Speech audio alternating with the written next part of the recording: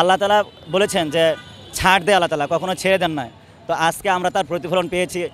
এই যে আল্লামা দেলোয়ার হোসেন সাঈদীকে নির্মমভাবে নির্যাতন করে এইভাবে দুঃখে দুঃখে তাকে হত্যা করা হয়েছে, এটার বিচার সকল মানুষ চেয়েছে যে আল্লাহ তাআলা তাকে যে দুনিয়াতে এরকম শাস্তি দেওয়া হয়। তো এই সাঈদের এই যে উপরে যে পাষণ নির্যাতন করা হয়েছে, মানুষ আল্লাহ তাআলা বলেছেন যে ছাড় দেয় আল্লাহ তাআলা, কখনো ছেড়ে দেন না। তো আজকে আমরা তার প্রতিফলন পেয়েছি।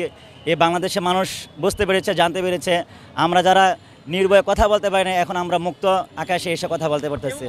দেখেন, এই ছাত্র সংগঠন বৈষম্য ছাত্র আন্দোলনে যে আমরা স্বাধীনতা পেয়েছি, দ্বিতীয় স্বাধীনতা, এই স্বাধীনতার মাধ্যমে সংখ্যালঘুদের উপরে যে আমরা হয়তো অপ্রীতিকর কিছু ঘটনা দেখেছি, সেগুলো আসলে কোনো ছাত্র, কোনো নাগরিক, কোনো সুস্থ মানুষ এই কাজগুলো করেনি।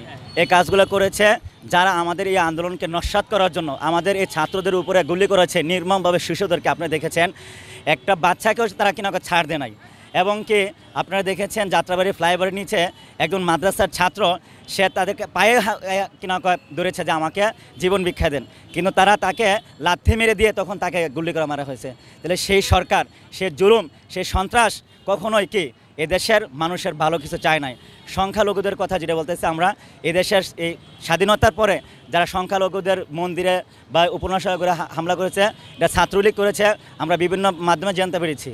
আর এইগুলা প্রতিহত করার জন্য এদেশের ছাত্র নাগরিক, এদেশের ধর্মপ্রাণ মুসলমান এবং সকল বর্ণ শ্রেণী সবাই মিলে আমরা এই পাহারা দিয়েছি এবং নিশ্চিত করেছি।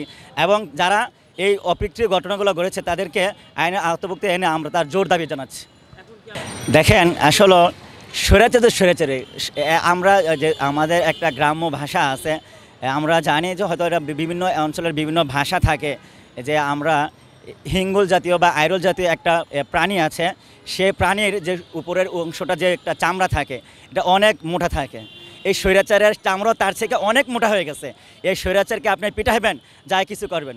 আর একটা উদাহরণ একটা বলতে, যে দেখবেন কুকুরের লেজ কখনো সোজা হয় না। আপনি যদি একটানা যদি এক যোগ একটা কুকুরের লেজকে আপনি একটা কোনো পাথর দিয়ে বেঁধে রাখেন, এক যুগের পরে যখন ছেড়ে দেবেন, এই কুকুর লেজ কিন্তু কী হয়ে যায়, বাঁকা হয়ে যায়।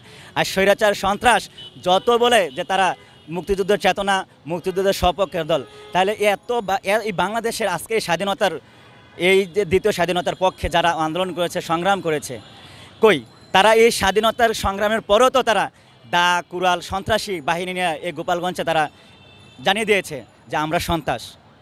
তাহলে এর দ্বারা বোঝা যায় কি তারা কখনোই মুক্তিযুদ্ধের পক্ষে না। আর সাইডের যে বিষয়গুলো আমরা বলতেছি, জঙ্গি উপাধি ট্যাগ, এটা হচ্ছে তাদের একটা ভয়, এদেশের জনতার যে তাদের প্রতি প্রতিহত করবার যে উৎসাহ নিয়েছে, স্রোত বেশি আছে, তারা এটা থেকে মানে মুক্তি পাওয়ার জন্য বা তারা এটা প্রতিহত করার জন্য এই ছাত্র জনতাকে এবং এই আলেম সমাজকে এবং আল্লামা দেলোয়ার হোসেন সাঈদীকে সবাইকে এই একটা ট্যাগ লাগাই দিয়েছে যে তারা আমরা কি সন্ত্রাস। এখন পুরো পৃথিবীর কাছে হয়ে গেছে যে তারা কি একটা সন্ত্রাসী দল। আসলে দেখেন, আয়নাগর এটা আসলে আমরাও জানি না, আমরাও জানতাম না, এবং কি আমরা গণমাধ্যমে অনেক জানতে পেরেছি, যারা প্রশাসন ছিলে তারাও জানে না যে আয়নাগর নাম যে একটা কি। এখন এই সন্ত্রাসী বাহিনী এই দেশটা যখন পালন করেছে, তখন এই দেশের আপামর জনতা স্বাধীন মুক্ত দেশে এখন আমরা জানতে পেরেছি যে আয়নাগর নামে একটা ঘর আছে, এবং ওই ঘরের মধ্যে এমন পাশর নির্যাতন করেছে, এবং যাকে আপনার নিজামীর ছেলেকে যে সে যদি অপরাধ করে থাকে, অবশ্যই দেশে বিচার আছে। যদি আমি অপরাধ করে দিই, আমার বিচার হবে।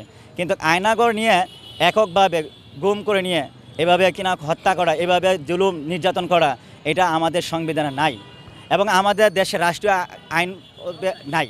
তাহলে এই আয়নাগরে যারা আয়নাগর স্থাপন করেছে, সৃষ্টি করেছে, তাদেরকে ওখানে নিয়ে রাখা হোক, যে আয়নাগরটা আসলে কতটা ওখানে আরামদায়ক, যে ওখানে থাকলে কি হয়, তাদেরকেও ওখানে নিয়ে তাদের বিচার করা উচিত।